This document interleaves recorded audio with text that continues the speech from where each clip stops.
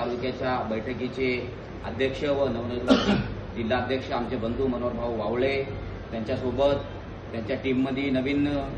जिल्हा उपाध्यक्ष म्हणून ज्यांची नियुक्ती झाली ते रविभाऊ वाघमारे, आमचे माजी जिल्हाध्यक्ष आमचे बंधू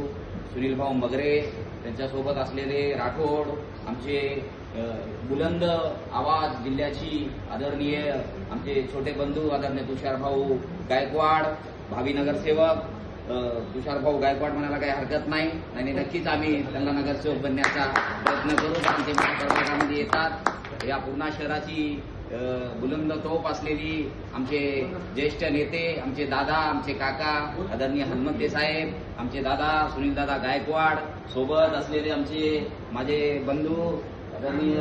नेते आमचे पुराणे गायकवाड, आपले वकील साहेब व श्यामसुंदरजी काळे, इथं असलेले आमचे देसाई साहेब, इथं जमलेल्या तमाम माझ्या वंचित बहुजन आघाडीच्या सहकाऱ्यांनो, बंधू आणि भगिनींनो, माझ्या मातांनो,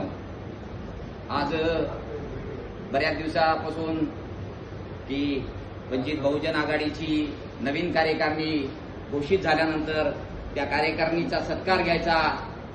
असा निर्णय आम्ही 5-6 दिवसापासून करत होतो, पण त्याच्यामध्ये काहीतरी अडचणी येत होत्या आणि त्या अडचणीतून मार्ग काढत तो दिवस आज उजाडला आणि आज आपण त्या सर्व पदाधिकाऱ्याचा सत्कार केलेला आहे, त्यांना शुभेच्छा दिलेल्या आहेत आणि मी पण त्यांना अजून मनापासून शुभेच्छा देतो आणि अशी ईश्वराला तथागताला अशी प्रार्थना करतो की यांच्या पदाधिकाऱ्याच्या नियोजनाखाली, कारण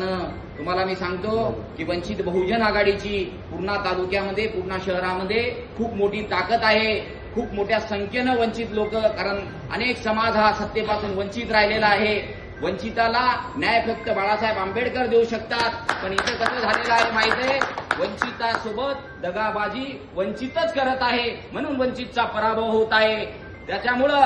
की बाबा श्रद्धेय बाळासाहेब आंबेडकराला मानणारा वर्ग, कारण आपल्यासाठी जो नेता लढतो, आपल्यासाठी मुंबईपासून तर दिल्लीपर्यंत, गल्लीपासून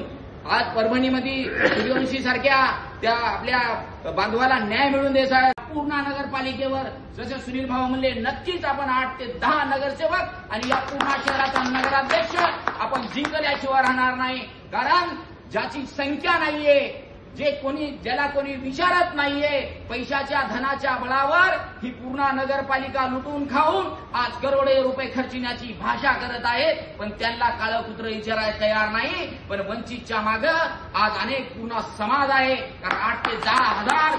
जेव्हा बौद्ध समाजाचं मतदान 8 ते 10 हजार आहे, त्याच्यानंतर चर्मकार समाजाचं आहे, त्याच्यानंतर मातांग समाजाचं मतदान आहे, त्यानंतर कोळी समाजाचं मतदान आहे, धनगर समाजाचं मतदान आहे। तुम्हाला सांगतो पटरीच्या पलीकडे मी राहतो, पटरीच्या पलीकडे बाकीचे नेते राहतात, त्या पटरीच्या पलीकडे हिंदू समाजाचं 2 ते 3 हजार मतदान घेऊन दाखवण्याची क्षमता माझ्यामध्ये आहे आणि वंचितला या ठिकाणी सत्तेमध्ये आपण सगळे मिळून बसूया आणि आदरणीय मनोहर भाऊच्या नेतृत्वाखाली आपण सगळे एकत्र राहूया अशी मी तुम्हा सर्वांना विनंती करतो आणि इथं थांबतो। जय हिंद, जय महाराज, जय भीम।